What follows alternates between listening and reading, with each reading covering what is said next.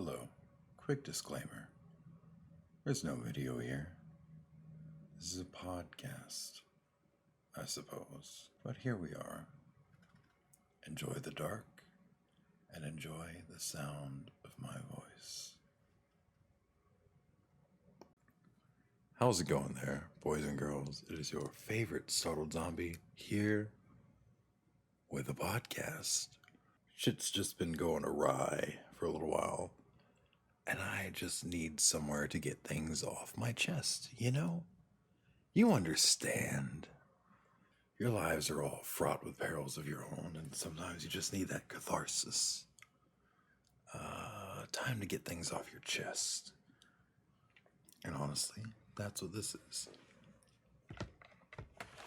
The number one thing that is pissing me off recently is that I'm going home tomorrow for the weekend, of course. And these assholes won't cut me loose early. Now, while this would normally be an entirely understandable thing, I know for a fact that as soon as they get their day to leave, they're going to be leaving somewhere around 4 o'clock. Because that's what they do. It's what they will do. Their current issue is that they want me to deal with all the setup and takedown at the beginning and end of the day, which I find incredibly annoying. Not so much doing the work itself, but the fact that they want to keep me over an extra 3 hours that I will not be doing shit, that I could be driving home for the sake of not having to take down the road signs themselves. And that's a little fucking irritating. But they themselves, I'm fairly certain, because the logging crew doesn't seem to work weekends, will be leaving early. And even if the logging crew does work weekends, they'll still be leaving early. That's just how the person that's going to be supervising is. And that is a point of incredible annoyance. Moving on. Let's go through today's list of pet peeves. Number 1, don't respond with one fucking word if you want to continue the conversation. Or one reaction. Because I've had to add that to the list because 4 laughing emojis is not a way to continue a conversation. I mean, truly not at all. I understand that something might be hilarious, so on and so forth.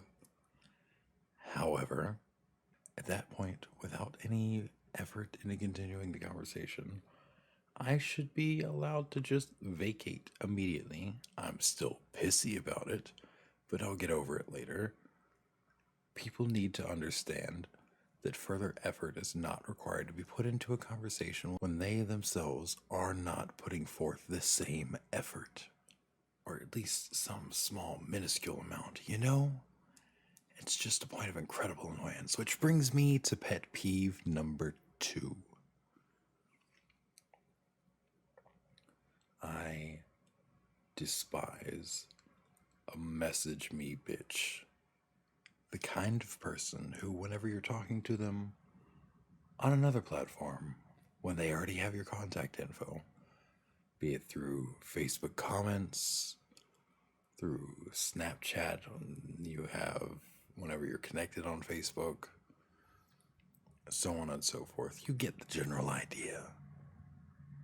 Those people that say, message me, or instead of continuing the conversation, say, message me on such and such. Just send the next leg of whatever the heck it is that we're talking about through that medium of communication. It's not that hard to shoot a text. You don't have to get a notification to open that app on your phone, unless your phone is incredibly fucked up, at which point it would be entirely understandable. But it's not. And I know it's not. So I find that oh so incredibly fucking annoying. What's another good pet peeve? one that a coworker of mine should be incredibly familiar with at this point. But of course, it always seems to sail right over his pretty little head. When I have established, when anyone has established that they do not want a particular thing or are not in to a particular thing, you don't push it. You just fucking don't. If I say, for example, I can't think of anything. There are a lot of things I'm readily willing to do. It's actually concerning. If I say I do not want to fuck a pineapple, do not start listing off the merits of fucking a pineapple. It's that simple and applies pretty broad spectrum. You'd think something like this would be common sense in this day and age, but it's not. And of course, it's men that primarily have this issue. Don't get me wrong, I'm not saying that women can't. But so far, I've experienced it in the form of other men coming on to me. Not that I'm always opposed. I've experienced it multiple times in the form of, God fucking damn it, these assholes making so much fucking noise outside. It just will not stop. I can't get a single thing recorded because they have to scratch and bang little tools all over the place and make monumental amounts of noise, or their dicks will just shrivel up and jump off their sack completely.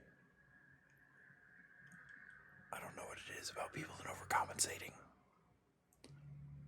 The fuck was it that I was even talking about? Oh, pushing things that people do not want. Men. And women. And envies and everyone else that falls wherever else on the spectrum of gender. You need to understand that no means no. If I say I don't want to fuck a pineapple, I don't want to fuck a fucking pineapple. If I say I don't like action movies, stop constantly telling me why I need to watch this one action movie you've been trying to force me to watch for the past several weeks. If I tell you I don't like a certain kind of firearm, stop trying to put it in my fucking hand or convince me to buy it. If I tell you, if you notice an error that I've made that in no way affects you, but affects someone else, shut the fuck up and don't tell me when. Don't try to tell me how to handle the situation, honestly. I mean, if you catch someone cheating, it's a little different. There are a lot more ordeals involved in that. But, for example, I broke my stepfather's grandfather's breaker bar. Right? Now, I knew he would forgive me easily. And it wouldn't be that big of an ordeal. I could glue it back on. We'd never use it again, but he might could hang it on the wall or something. But at work, there's this one guy that gets under his skin constantly, especially when they're working side by side. The fellow that I was working with, that honestly, he was the one that broke the breaker bar, but I was taking the blame for it. Put that aside, he kept pestering me about telling him, right? I'd already explained that I was taking most of the blame for it. Or rather, I'd said that it was going to be the two of us. Honestly, we both had our hands on it, but he's the one who applied extra force there at the end when I stopped pushing to break it. Anyways, it's neither here nor there. He was insistent that I tell him immediately and kept pestering me about it throughout the whole fucking day. And I kept reiterating to him that I needed to wait until work was over, because while he wouldn't harm me or yell at me or anything to that effect, If he were already irritated at the other coworker, that could be the straw that broke the camel's back and caused a fight. At which point I would obviously have to jump in. It would ruin everyone's day, and the two of us would probably get fucking fired. So, when I say no, when anyone says no or stop, no means no, and stop means stop. Not terribly difficult concepts.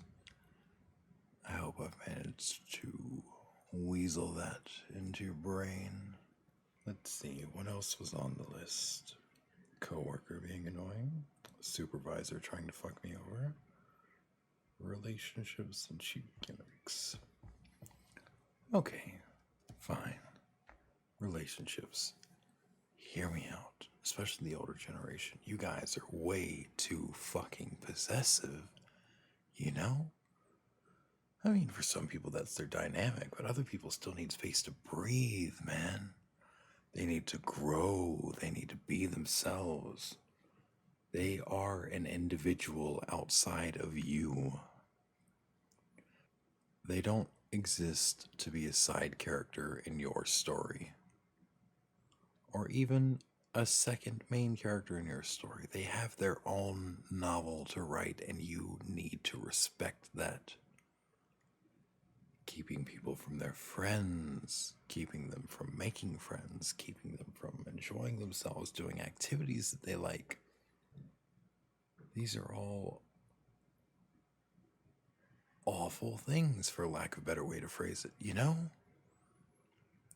I personally think that every couple, every member of said couple should have their own room. I say every member to include polyamorous couples, polycues, and things like that. But everyone should have their own room. If you want to sleep in a common space or sleep in one of the rooms, that's fine. Honestly, whatever the fuck you want to do is fine. But I personally think it healthy when everyone has their own space to create, to grow, to sulk when they need to. When you force human beings to stand on top of one another constantly, we get irritated, we get depressed, we get violent. It never goes well. Hell, even these relationships that have lasted like 40 plus years that you occasionally find now, they borderline hate each other sometimes, or all the time. And that's not right. That's not what love is. That's not what love's meant to be. Love should be something beyond not only infatuation, but casual anger. You should be concerned at the thought of hurting your partner, at the thought of restricting their growth, at the thought of keeping them from becoming the butterfly that they were meant to be. Or moth. I'm not here to judge. God damn it, these cocksuckers talking outside of my fucking window.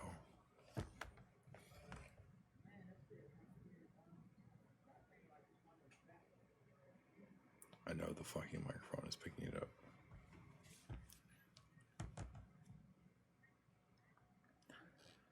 The last thing,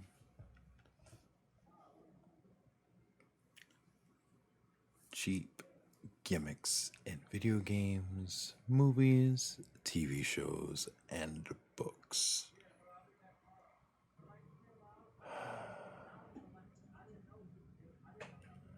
Shut the fuck up. Why is this asshole talking right outside my window?